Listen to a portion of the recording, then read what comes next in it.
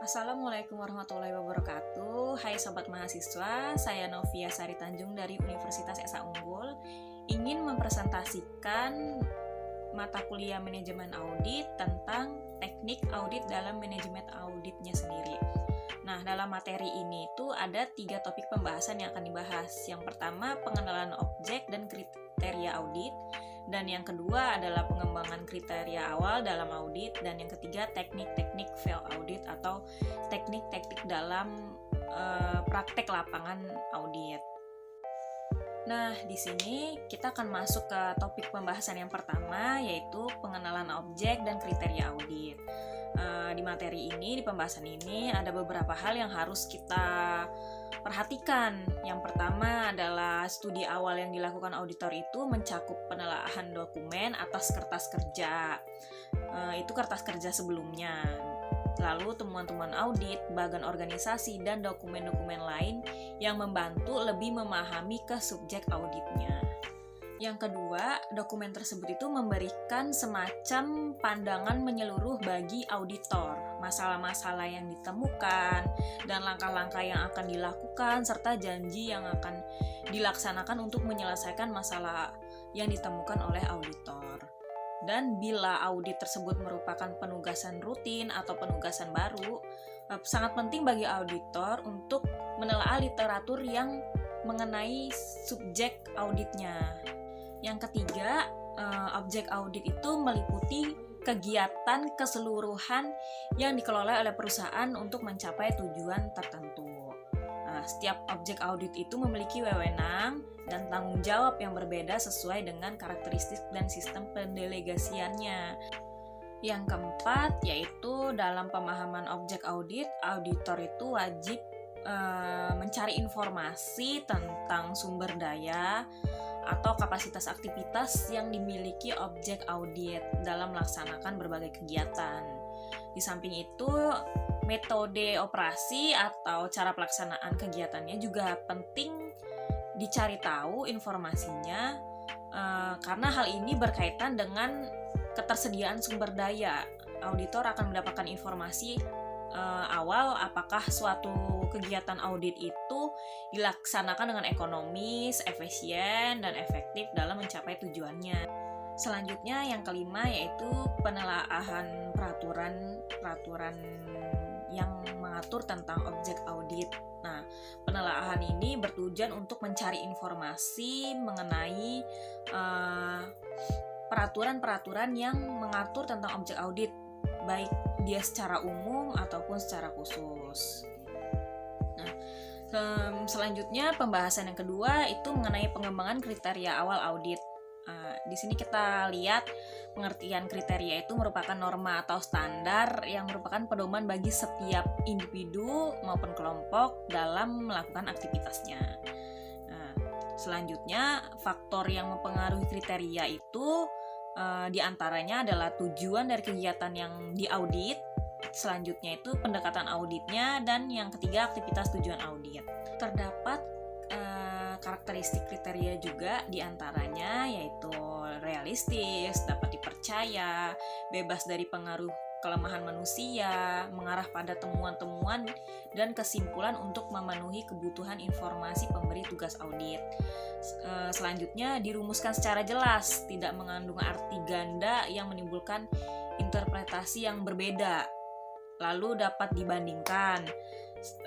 Seterusnya itu diterima semua pihak dan lengkap serta memperhatikan adanya rentang waktu pada saat kegiatan berlangsung.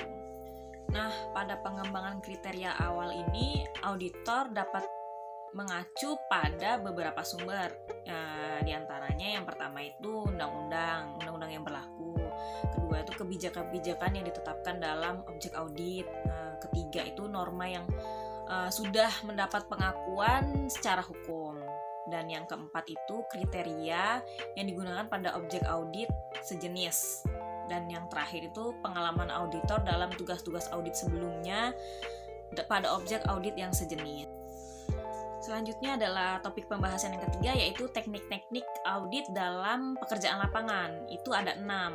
ada mengamati, mengajukan pertanyaan, menganalisis, memverifikasi, menginvestigasi, dan mengevaluasi. Mengamati ini merupakan kegiatan memperhatikan, melihat, atau tidak melewatkan hal-hal yang dianggap penting dalam kegiatan audit. Ini lebih ke mengimplikasikan diterapkannya pandangan yang hati-hati terhadap orang, fasilitas, proses, dan barang-barang. Ini juga merupakan pemeriksaan visual yang memiliki tujuan, yang memiliki nuansa perbandingan dengan standar dan suatu pandangan yang evaluatif. Selanjutnya, pengamatan ini dilakukan atas catatan dokumen, diagram, bagan, dan lain-lain. Karena prosedur audit ini kan termasuk mengamati ya, sebagian besar itu isinya itu pengukuran. Maka observasi yang layak ini merupakan teknik yang paling sulit dalam melaksanakan audit. Selanjutnya, auditor itu mengukur berdasarkan apa yang mereka lihat dibandingkan dengan apa yang mereka pikirkan. Bila si auditor itu semakin berpengalaman, maka mereka itu akan semakin berhati-hati terhadap penyimpangan yang terjadi, dan observasi yang mereka lakukan itu akan semakin baik.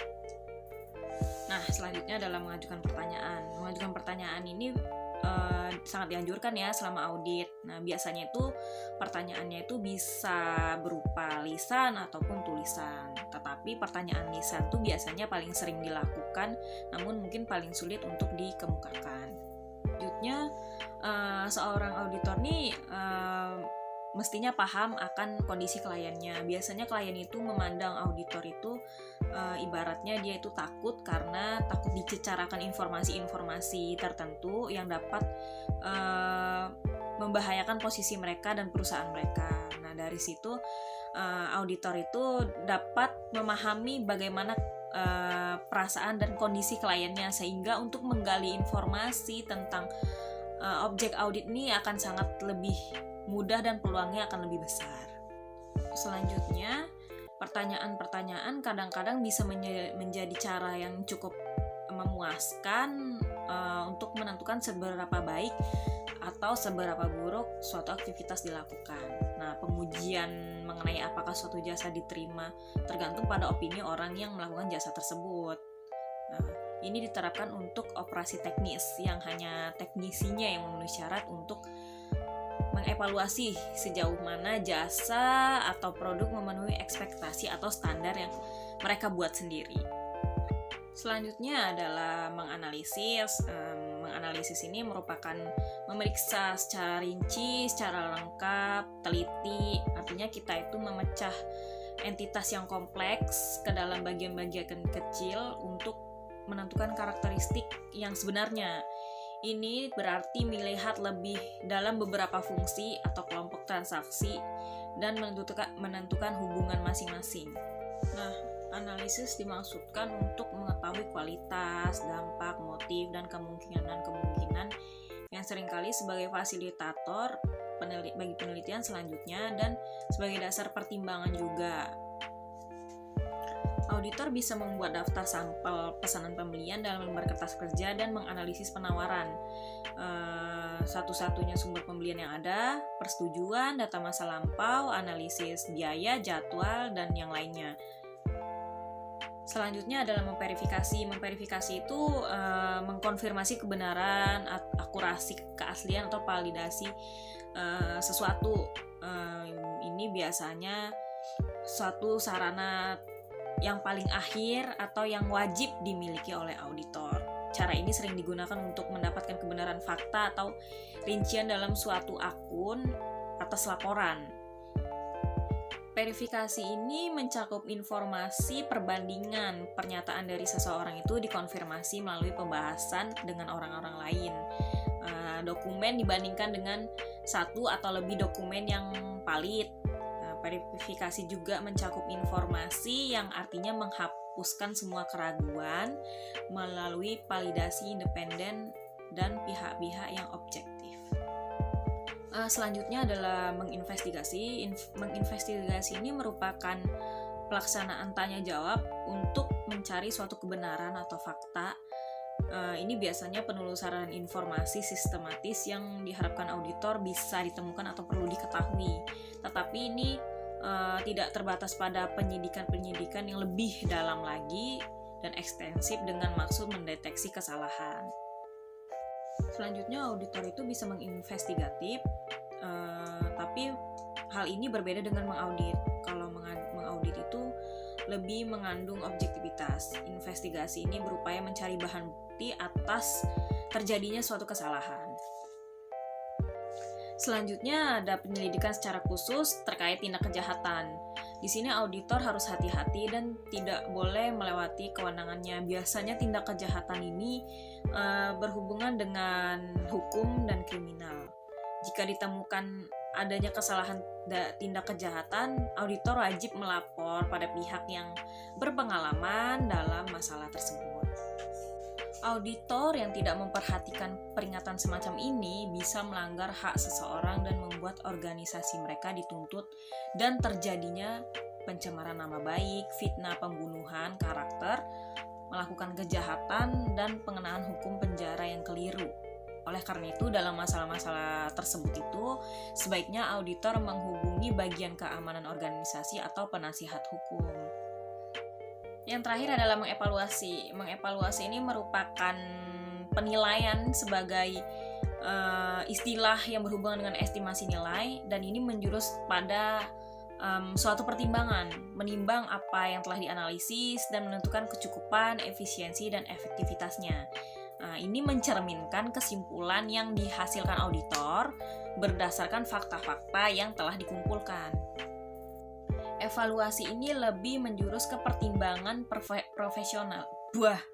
Evaluasi ini lebih menjurus kepada pertimbangan profesional dan merupakan rangkaian yang berjalan melewati keseluruhan proses audit, di mana pada tahap awal pemeriksaan audit, auditor harus mengevaluasi suatu resiko khusus, resiko yang menghilangkan suatu aktivitas dari penelaahan mereka dibandingkan dengan biaya pemeriksaan.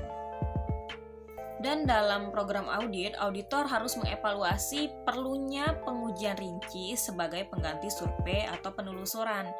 Dalam prosedur pengambilan sampel, auditor harus mengevaluasi ketepatan dan tingkat keyakinan yang dibutuhkan untuk mencapai keandalan sampel yang mereka yakin dibutuhkan. Karenanya, mereka membandingkan transaksi dengan standar dan menemukan penyimpangannya.